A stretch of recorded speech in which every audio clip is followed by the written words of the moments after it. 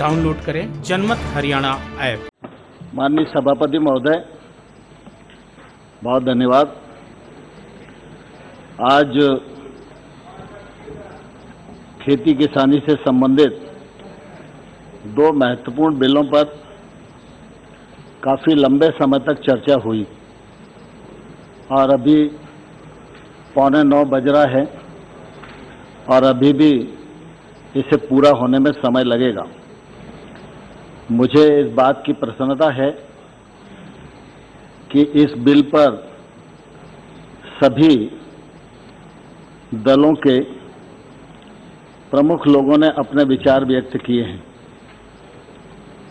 कुछ लोगों ने विरोध किया है, कुछ ने समर्थन किया है,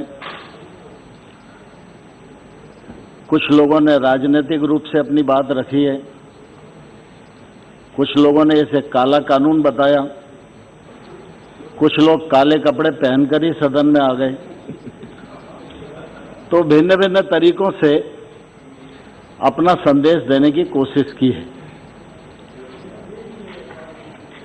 मैं उन सब सदस्यों के प्रति हृदय से बहुत धन्यवाद करता हूं और इस अवसर पर सदन के माध्यम से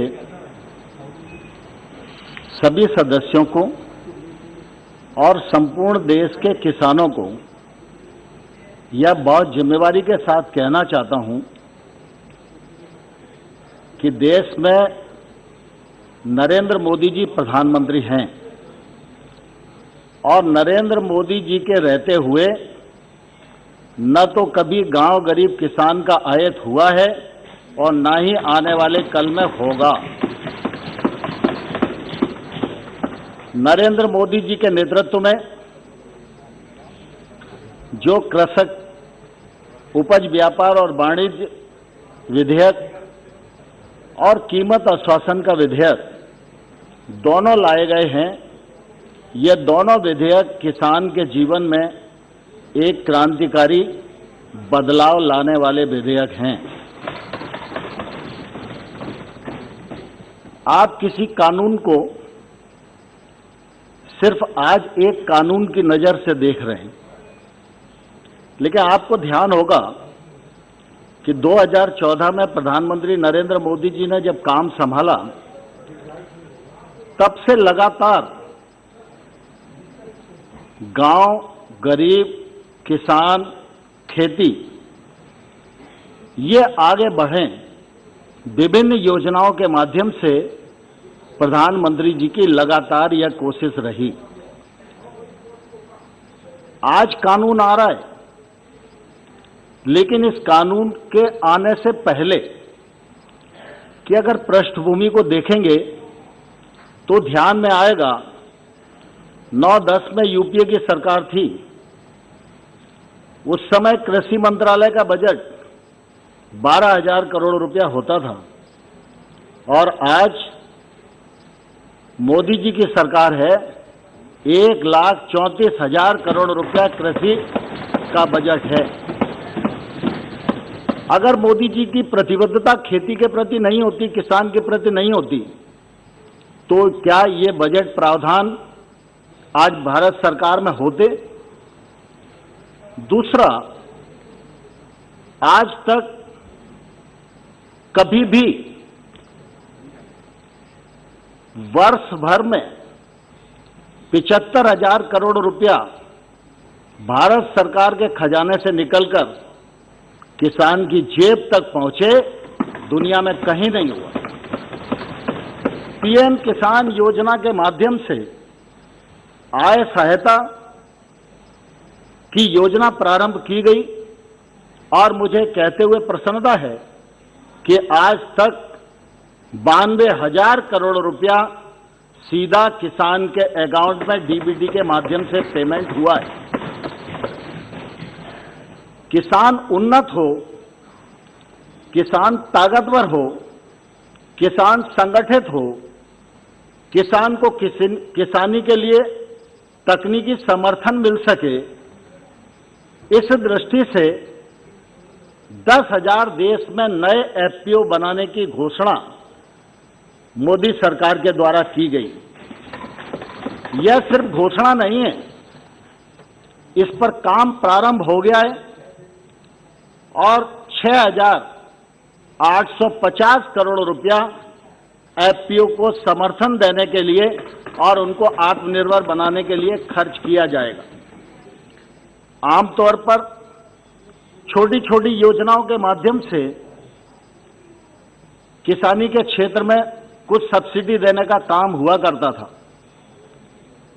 लेकिन पहली बार जो किसानों को ऋण मिलता था वो 8 करोड़ था, 8 लाख करोड़ था। नरेंद्र मोदी जी ने तय किया किसानों को 15 लाख करोड़ रुपए तक का ऋण मिले। जब कोविड के बाद आत्मनिर्भर पैकेज की बात आई तो कृषि अवसंरचना के लिए 1 लाख करोड़ के पैकेज की घोषणा की गई। फिशरीज के लिए 20,000 करोड़, पशुपालन के लिए 15,000 करोड़, हर्बल खेती के लिए 4,000 करोड़, फूड प्रोसेसिंग के लिए 10,000 करोड़ और मधुमक्खी पालन के लिए 500 करोड़ रुपया। और यह सिर्फ घोषणा नहीं है, 8 जुलाई 20 को कृषि अवसंरचना पैकेज का मंजूरी मंत्रिपरिषद से हुई। 1 महीने के भीतर 9 अगस्त के दिन प्रधानमंत्री जी के हाथों 1128 करोड़ रुपए का ऋण इस पैकेज के अंतर्गत देश भर में सहकारी समितियों को प्रदान कर दिया गया। आज ये बढ़कर लगभग 1500 करोड़ रुपया हो गया है। इन 5 वर्षों में लगातार इस बात की कोशिश की गई है कि बुआई का रकबा बढ़े, जैविक खेती का रकबा बढ़े, उत्पादन बढ़े, उत्पादकता बढ़े, उपार्जन बढ़े और इस दिशा में लगातार सफलतापूर्वक सरकार काम कर रही है। आज बहुत सारी जो बातचीत हुई उस बातचीत में मुख्य रूप से एमएसपी की बात बहुत सारे लोगों ने कही है और मुझे बहुत आश्चर्य हुआ उनकी बात सुनकर। स्वामीनाथन साहब ने कृषि सुधारों के मामले में अपनी रिकमेंडेशन को प्रस्तुत किया था। हमारे कांग्रेस के मित्र भी